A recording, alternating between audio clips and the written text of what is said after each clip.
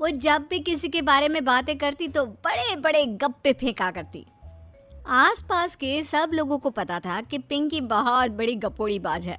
लोग उसकी बात पर विश्वास नहीं किया करते थे, लेकिन हाँ, उसकी बातें सुन सुनकर हंसते बहुत थे। अरे बहू, पड़ोस वाली शर्मा जी है ना, उनकी बेटी का जन्मदिन है, तुम भी चली जाना। ठीक है मम्मी जी, ये तो बता दो गिफ्ट में लेकर क्या जाना है?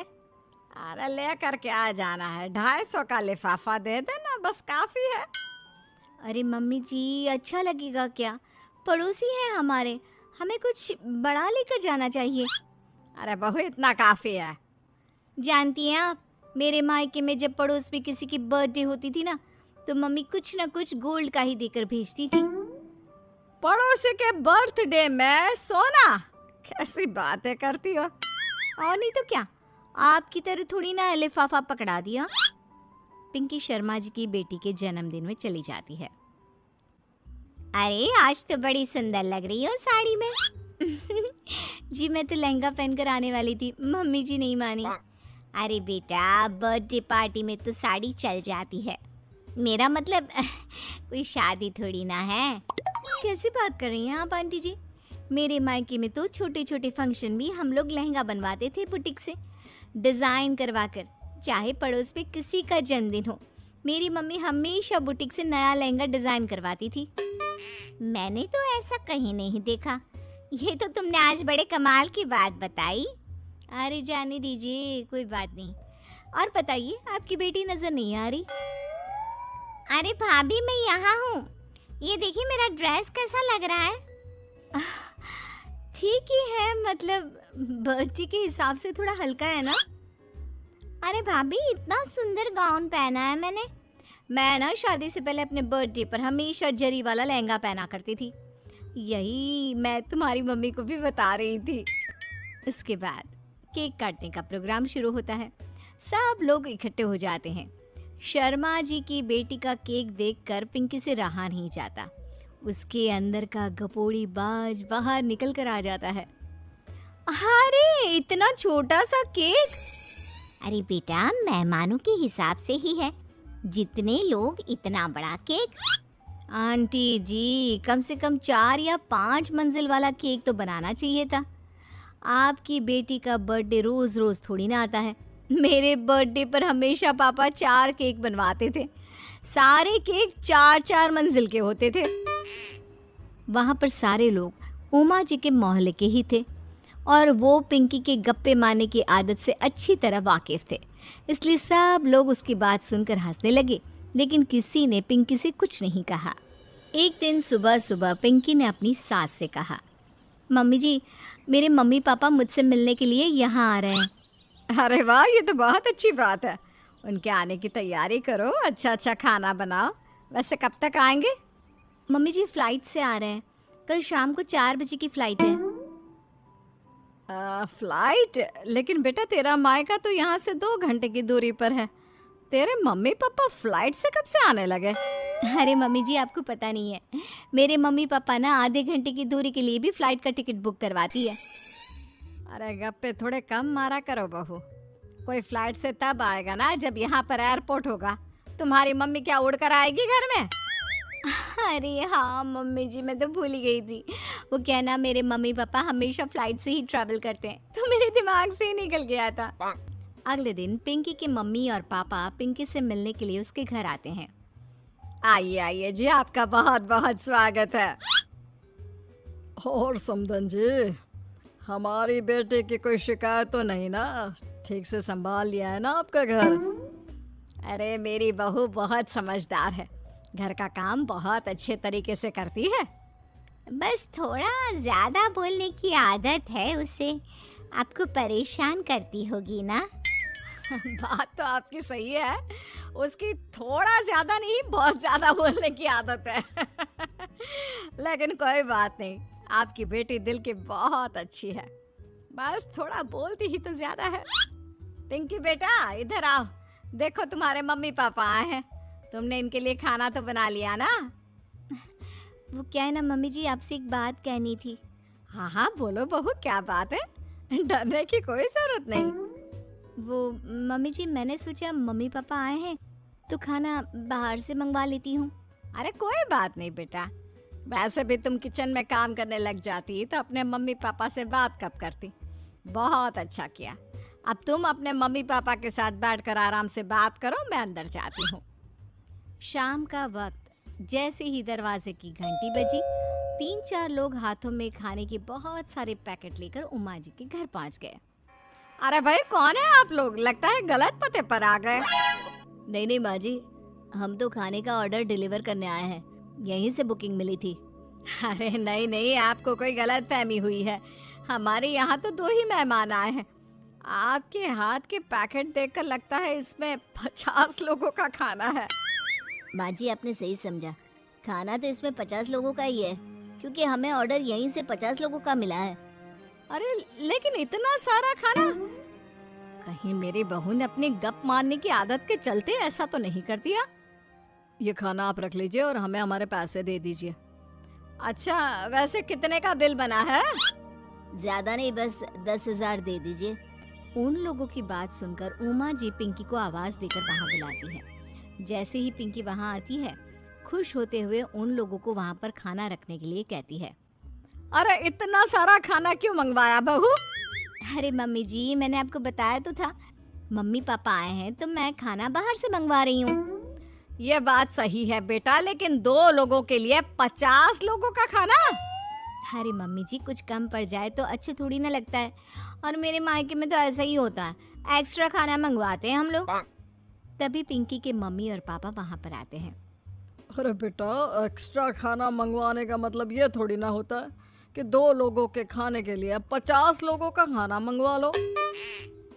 और बेटा, तुम्हारी गप मारने की आदत के चलते 10,000 का बिल आया है। तुम्हें नहीं लगता ये गलत है? देखो बहू, बढ़ा चढ़ाकर बातें करना अपनी जगह, लेकिन इतनी बड़ी बड़ी फेंकना भी गलत है ना। पहली बात तो इतने सारे पैसे लगे, और दूसरी बात खाना वेस्ट होगा। आप लोग ठीक कहते हैं, मैं आज के बाद अपनी इस आदत को कंट्रोल करने की कोशिश करूंगी और अब से गप थोड़ी कम मारा करूंगी। पिद्दी बहुत खर्चीले स्वभाव की थी। वो जितना कमाती अपने ऐशो आराम में पैसे उड़ा दिया करती। लेकिन किशोर समझदार था, घर को साथ लेकर चलना जानता था। अपनी बहन के जितना कमाता तो नहीं था, लेकिन फिर भी वो किसी तरह घर का खर्च चला लेता था।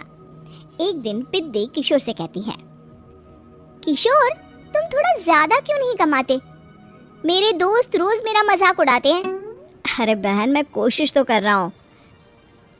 अच्छा सुनो, अगले महीने रक्षाबंधन है, मुझे सोने का हार चाहिए, इससे कम कुछ भी ना लूंगी। अरे दिला दूंगा बहन। किशोर को पूरी रात नींद नहीं आती।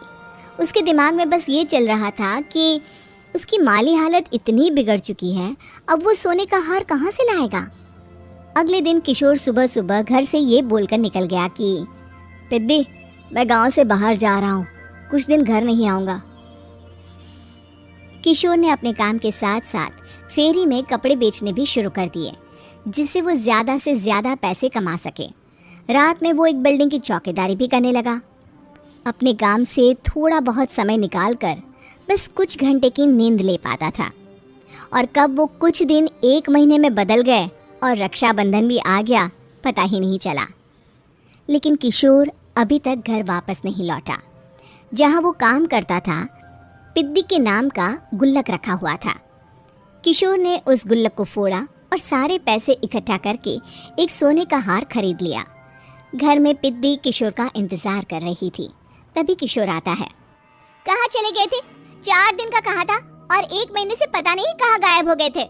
मैंने बस एक हार मांगा था और तुमने तो घर ही छोड़ दिया। अरे मुझे थोड़ा काम मिल गया था। कुछ नहीं, सब समझती हूँ, बहाने थे तुम्हारे। अपनी बहन के लिए इतना भी नहीं कर सकते, कैसे भाई हो? चलो यहाँ बैठो, राखी बांधती हूँ। पिद्दी ने किशोर को राखी बांधी। वैसे ही किशोर ने अपनी बहन के हाथ में सोने का हार रख दिया। उसकी खुशी का कोई ठिकाना नहीं था। वो मिठाई खिलाए बिना ही नेकलेस लेकर चली गई और शीशे के सामने अपने गले में हार रखकर देखने लगी। किशोर ने लड्डू उठाया और खुद ही खा लिया। ऐसे कई साल गुजर गए। एक दिन पिद्दी की नौकरी छूट गई। अब वो पूरी तरह किशोर पर डिपेंड हो गई थी। आए दिन किशोर को अपने महंगे महंगे शौक गिनाकर उससे पैसे मांगा करती थी। किशोर, कुछ पैसे देना, मुझे पार्लर जाना है। किशोर बिना कुछ बोले उसे पैसे दे देता। ये क्या, 500? अरे इतने में तो मुझे पार्लर में एंट्री मिलेगी बस। अच्छा, देता हूँ ना ज्यादा। वे कैसे भाई हो, अपनी बहन के लिए इतना भी नहीं कर सकते। किशोर ने जेब से 2000 का नोट निकाला और उसे दे दिया। किशोर गरीबी में रह लेता था, लेकिन अपनी बहन को कभी कोई कमी नहीं होने देता था।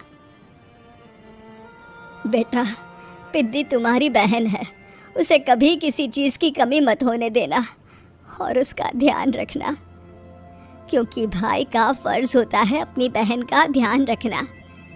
किशोर ने माँ की कही ये बात हमेशा के लिए याद कर ली थी।